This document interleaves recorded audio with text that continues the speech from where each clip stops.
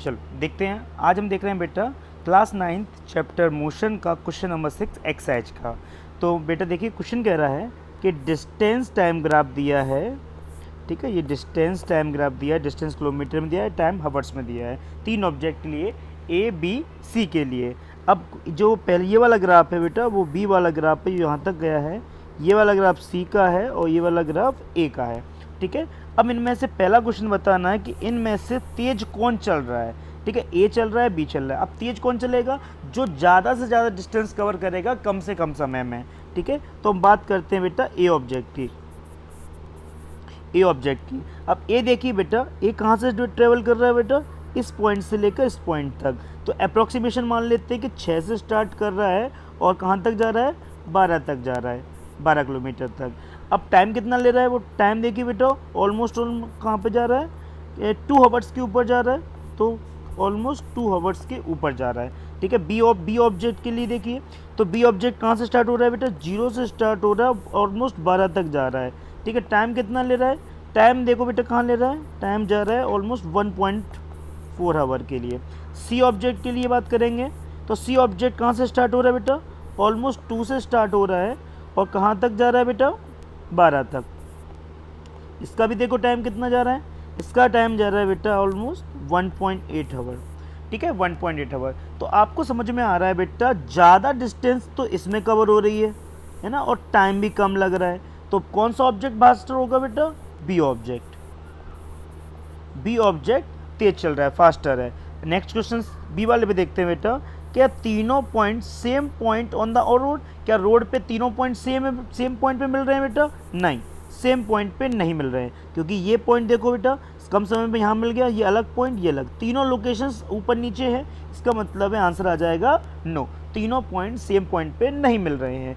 तीसरा क्वेश्चन कह रहा है हाउ फार सी ट्रेवल, सी कितना ट्रेवल कर चुका है व्हेन बी पासेस ए, सी कितना ट्रेवल कर चुका है जब उसने बी ने ए को पास किया। जब बी ने ए को पास किया तो ऑलमोस्ट कौन सा ग्राफ है बेटा, ये वाला, ये पॉइंट है जब बी ने ए को पास किया।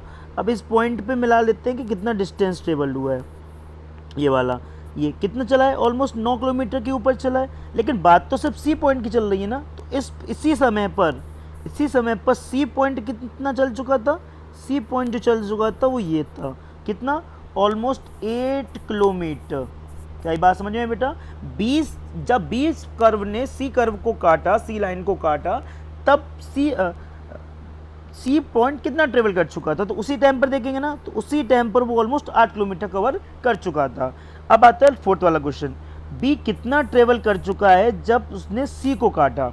तो कौन सा पॉइंट है बेटा, पहले ग्राफ में देखते हैं कि जब सी ने बी को काटा तो ये पॉइंट है, ये तो कितना चल चुका है, ये ऑलमोस्ट 8 किलोमीटर, 9, 10, 11, 12, मतलब 9 से थोड़ा ज़्यादा बोल सकते हैं, तो 8.5 किलोमीटर अप्रोक्स हम बोल सकते हैं, ठीक है बेटा। तो ये थे हमारे चारों क्वेश्चंस के आंसर्स। नेक्स्ट क्वेश्चन चलते हैं बेटा, a ball is gently drop from height of 20 metre, 20 metre से नीचे गिराई जाती है बॉल। मान लो एक बॉल यहाँ पर है, यहाँ से बॉल नीचे की तरफ गिराई जाती है, जो हाइट है बेटा वो है 20 मीटर, ठीक है। If the velocity increase uniformly at the rate of, और जो नीचे की तरफ इंक्रीज है, रेट मतलब एक्सेलरेशन, तो हम थोड़ा अपना गिवन भी रख लेते हैं कि जब बॉल गिराई जाती है तो इनिशियल वेलोसिटी उसकी क्या होगी, 0 मीटर पर सेकेंड, ठीक है। अब उसका एक्सेलरेशन वो नीचे की तरफ यूनिफॉर्मली बढ़ रहा है, वो कितना बढ़ रहा है बेटा, 10 मीटर पर सेकेंड स्क्वायर, तो आंसर आ जाएगा 10 मीटर पर second square. What velocity at the stick, अब वो पूछ रहा है कि जब ग्राउंड पर वो बॉल आएगी तो उसकी वेलोसिटी क्या होगी। इट मीन्स वो क्या पूछ रहा है बेटा, आपकी फाइनल वेलोसिटी के बारे में पूछ रहा है, ठीक है। और उसने हाइट दे रखी है, हाइट मतलब यहाँ पर डिस्टेंस दे रखा है वो है 20 मीटर। अब यहाँ पे इनिशियल वेलोसिटी पता है, एक्सेलरेशन पता है, फाइनल वेलोसिटी निकालनी है और हाइट पता है। तो बताओ कौन सा ऐसा फॉर्मूला है बेटा, ऐसा आपका 3 इक्वेशंस हैं बेटा। 3 इक्वेशन कौन सी हैं, फर्स्ट है v equal to u plus a t, distance तो आ नहीं रहा। दूसरा है u t plus half a t square, और तीसरा है we square you square 2as। तो लास्ट वाला जो इक्वेशन है वो काम कर सकती है बेटा, तो कर कहेंगे using third equation of motion. तीसरी इक्वेशन ऑफ मोशन ड्राइव करेंगे, इससे करेंगे तो आंसर क्या होगा बेटा, क्वेश्चन क्या होगा, we square you square 2as। ठीक है, अब देखो इनिशियल वेलोसिटी की डायरेक्शन भी नीचे की तरफ, फाइनल भी आपको नीचे की तरफ ही दिखने वाली, एक्सेलरेशन भी नीचे की तरफ। इसका मतलब है तीनों ही सेम साइन के आने वाले हैं। तो वेलोसिटी आपको नहीं पता, इनिशियल आपको पता है 0 है, 2, एक्सेलरेशन आपको ऑलमोस्ट 10 दिया है और 10 ही दिया है, और डिस्टेंस आपकी 20 है। तो यहाँ पर भी ये वैल्यूज आ गई बेटा, तो यहाँ पर मल्टीप्लाई करो, 20 10 का देंगे बेटा, जाएगा 20 इंटू 20, तो v के स्क्वायर को आ जाएगा 400। हम v का अंडर रूट लेंगे 400 का, तो यहाँ पर वैल्यू आ रही है बेटा v इक्वल टू 20 मीटर पर सेकेंड। तो बेटा जब बॉल ज़मीन पे स्ट्राइक करेगी, after the time strike the ground, तो कितनी वेलोसिटी होगी बेटा, वो उसकी वेलोसिटी 20 मीटर पर सेकेंड। तो और दूसरा क्वेश्चन है बेटा, टाइम भी उसने पूछा है, तो टाइम पूछा है तो टाइम किस इक्वेशन से निकालेंगे बेटा, फर्स्ट इक्वेशन ऑफ मोशन से निकाल दो। फर्स्ट इक्वेशन ऑफ मोशन कैसे, अब देखो बेटा फर्स्ट इक्वेशन ऑफ मोशन क्या है बेटा, v equal to u plus a t. V हमारा कितना आ गया बेटा 20 मीटर पर सेकेंड, 20 इनिशियल कितना था बेटा 0, एक्सेलरेशन बेटा 10 का था, और ये टाइम, तो यहाँ पे कितना लगेगा 20, ये हो जाएगा 10t, t 10 मल्टीप्लाई कर रहा है, इस साइड आके डिवाइड करेगा, तो 20/10 आंसर आ जाएगा 2 सेकेंड। तो ये हमारा टाइम भी निकल आया। तो जब बॉल स्ट्राइक करेगी ज़मीन को तो टाइम होगा बेटा 2 सेकेंड लग चुका होगा, और जब उसकी वेलोसिटी होगी तो 20 मीटर पर सेकेंड होगी। Is that clear? ओके बेटा, तो क्वेश्चन नंबर हम 8 पे आ गए। क्वेश्चन नंबर 8 क्वेश्चन कह रहा है बेटा, एक ग्राफ दिया है, स्पीड टाइम ग्राफ दिया है। क्वेश्चन कह रहा है find how far does the car travel in the first 4 second. आपको एक चीज़ पता होनी चाहिए, स्पीड या वेलोसिटी टाइम ग्राफ आपको उसका एरिया जो है वो क्या देता है, वेलोसिटी टाइम ग्राफ का एरिया जो है वो आपको क्या देता है, डिस्टेंस और डिस्प्लेसमेंट की बात बताता है। ठीक है, तो बता रहा है 4 सेकेंड तक एरिया को सेट करो, मतलब 4 सेकेंड ऑलमोस्ट ये वाला यहाँ तक। The area of graph represent the distance travel by the earth. इस पीरियड में कितनी डिस्टेंस ट्रेवल करी, आपको पता है कि स्पीड और टाइम ग्राफ आपको क्या देने वाला है बेटा, एरिया। तो area under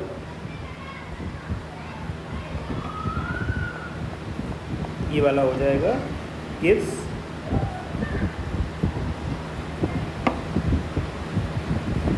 graph gives distance. ठीक है, तो यहाँ पर हमें डिस्टेंस कितनी हो जाएगी 4 सेकेंड के लिए, तो ये कौन सा बन रहा है, ट्रायंगल बन रहा है, एक तरह का ट्रायंगल बन रहा है।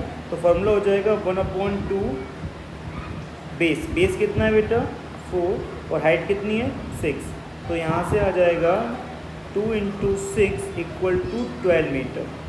ठीक है, तो यहाँ पर कितना चलेगा बेटा अंडर, तो 4 सेकेंड के अंदर कितना डिस्टेंस कवर करेगा बेटा 12 मीटर। दूसरा वाला क्वेश्चन है which part of graph represent uniform motion of the car.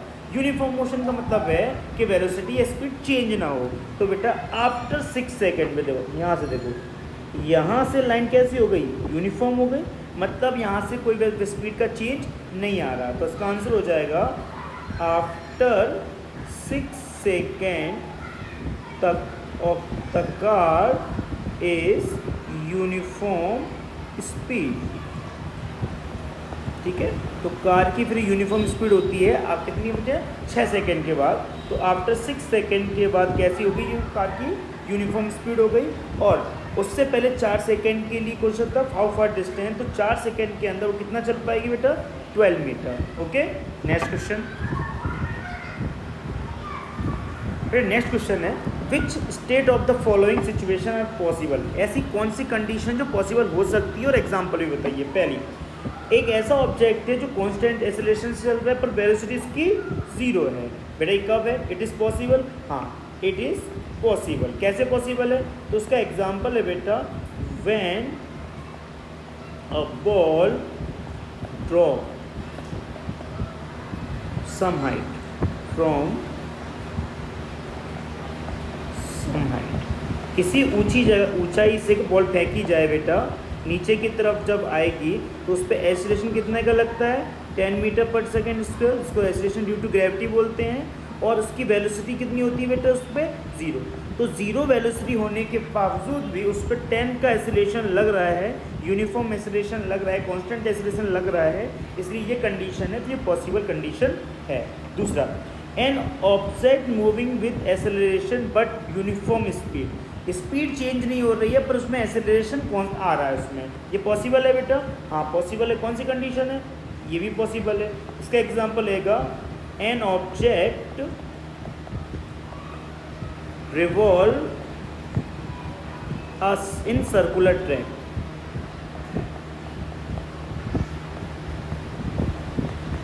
या फिर सर्कुलर मोशन, ठीक है।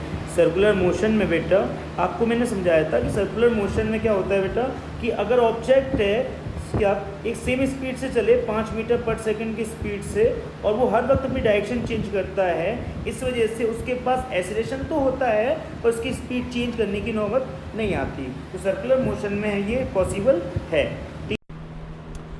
देखिए, तो थर्ड वाला पार्ट इसका, थर्ड वाला पार्ट कह रहा है, an object moving in certain direction, एक किसी डायरेक्शन में ऑब्जेक्ट चल रहा है, एक्सेलरेशन है उसके पास लेकिन परपेंडिकुलर है, तो ये कब पॉसिबल है बेटा, हाँ ये पॉसिबल तो है पर कौन सी कंडीशन पर बेटा, सर्कुलर ट्रैक पर।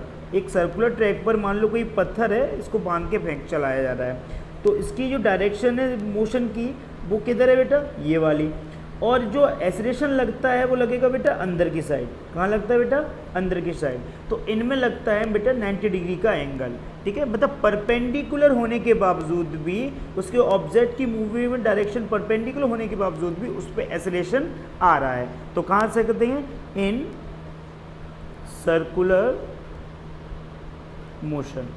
तो सर्कुलर मोशन में ऐसी कंडीशन पॉसिबल है बेटा, जब कोई ऑब्जेक्ट इस डायरेक्शन में आगे बढ़ रहा है, ठीक है, जब कोई मोशन इस डायरेक्शन में आगे बढ़ रहा है तो उसका एक्सीलरेशन होगा वो इस डायरेक्शन में होगा, तो दोनों के बीच में एंगल कितना हो जाएगा, 90 डिग्री, तब ये पॉसिबल है। तो कंडीशन तो पॉसिबल है only on circular motion. Is it clear, okay. And satellite is moving a circular orbit, एक सर्कुलर ऑर्बिट में सैटेलाइट मूव कर रही है बेटा, ठीक है, और ऑर्बिट की रेडियस है, इसकी जो रेडियस है, रेडियस कितनी है, रेडियस उसकी दी है बेटा 40,000 किलोमीटर 250, ठीक है ये, और इसमें टाइम कितना लग रहा है उस ऑर्बिट को कंप्लीट करने में, 24 आवर्स, ठीक है। अब उसकी स्पीड पूछिए बेटा, स्पीड का फॉर्मूला तो हमको सबको पता है, वो होती है बेटा डिस्टेंस अपॉन टाइम। अब बात आती है कि डिस्टेंस जो होगी वो उसके सर्कुलर ऑर्बिट पे घूम रही है, तो डिस्टेंस यहाँ पे होगी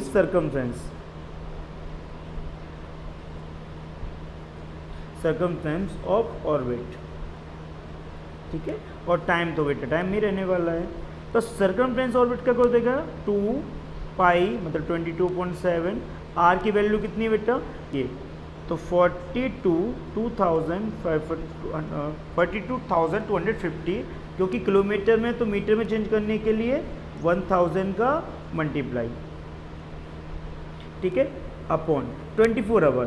24 आवर को अगर हम मिनट में चेंज करेंगे तो 60 का मल्टीप्लाई, और फिर से 60 का मल्टीप्लाई करेंगे सेकंड में आंसर आ जाएगा। तो ये सॉल्व करेंगे कंडीशन को तो हमारा आंसर आ जाएगा, तो हमारे यहाँ से आंसर आ जाएगा 3070 मीटर पर सेकेंड, ठीक है, तो इसका आंसर हो जाएगा 3.07 किलोमीटर पर सेकेंड की स्पीड उसकी होगी जो उसका मूव कर रहा होगा, ठीक है।